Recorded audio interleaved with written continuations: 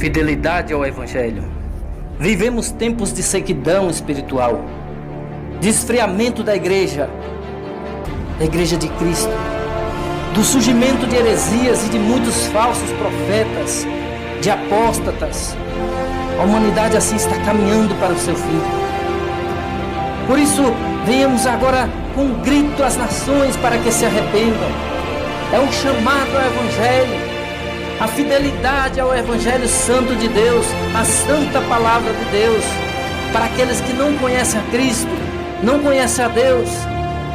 É também um imperativo a todos aqueles que se dizem crentes, mas que de fato perderam a sua identidade como cristãos.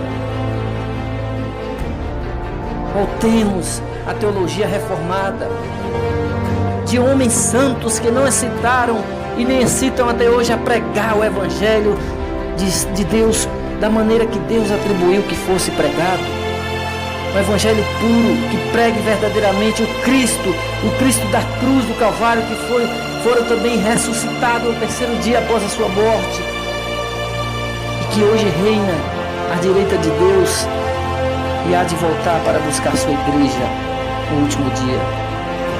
A palavra de Deus, as próprias Escrituras sagradas, vem sendo atacada por diversas correntes pós-modernas.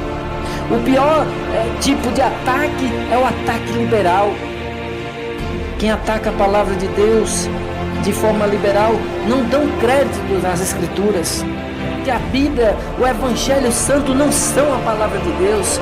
Para eles, a Bíblia, as Escrituras, o Evangelho não são em sua totalidade a palavra de Deus e que, portanto, para eles podem ser infalíveis, inconfiáveis, como quaisquer outros livros, quem sabe religiosos. Então, desse desenfreado liberalismo, a consequência está em crer que o Senhor Jesus Cristo não é mais o único exclusivo mediador entre Deus e os homens, dissimulando, descartando o sacrifício da cruz. Daí a ideia de que não existem também regras, preceitos para serem seguidos, ensinamentos teológicos que sejam absolutos e permanentes. Ah, meus queridos, como precisamos rever nossos conceitos como cristãos. Estamos aqui agora para dizer não às heresias, não à doutrina de falsos mestres, profetas da atualidade que, presos à cobiça, estão vendendo o Evangelho de Cristo, as Santas Escrituras, a preço barato, baseado nos caprichos e necessidades dos carnais, das pessoas carnais, defendendo que o Santo Evangelho de Cristo serve apenas para curas, serve apenas para promover a prosperidade. Então busca nas pessoas a fraqueza de espírito, o desespero, justamente por conta das consequências geradas por uma sociedade morta no pecado, uma sociedade que está à beira do abismo, passando por grandes necessidades em todas as áreas, pela escassez, a falta de Deus exatamente gerando todo esse desconforto social, a crise mundial com que afeta a sociedade, as nações. E nessa cobiça eles aproveitam da fraqueza espiritual das pessoas.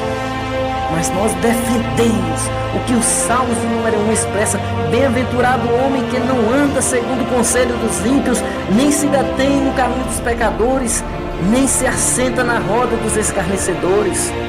Antes o seu prazer está na lei do Senhor, e na sua lei medita de dia e de noite, conforme os Salmos 1, versículo 1 e 2. Assim o segredo está em estudar profundamente as Escrituras, voltar a ler as Escrituras, analisar, examinar, como o próprio Jesus disse lá em João 5,39, olha, vós examinais de forma criteriosa as Escrituras, porque julgais ter nelas a vida eterna, e são elas mesmas que testificam ou testemunham de mim. A palavra de Deus tem poder, conforme Provérbios 18, 21, e nós comprovamos isso na prática. E esse poder tem a capacidade de penetrar no fundo do coração, da alma, do espírito humano, como uma espada de dois gumes, conforme Efésios 6,17. Não podemos negar que o poder do Evangelho é imensurável. Ele transforma vidas, fortalece a alma, guia corretamente-nos pelo caminho da verdade. O seu autor não permite que se mude uma só palavra, conforme Apocalipse 22:18. O Evangelho muda a direção de uma vida conturbada, repleta de desacertos, desencontros, sem um rumo certo.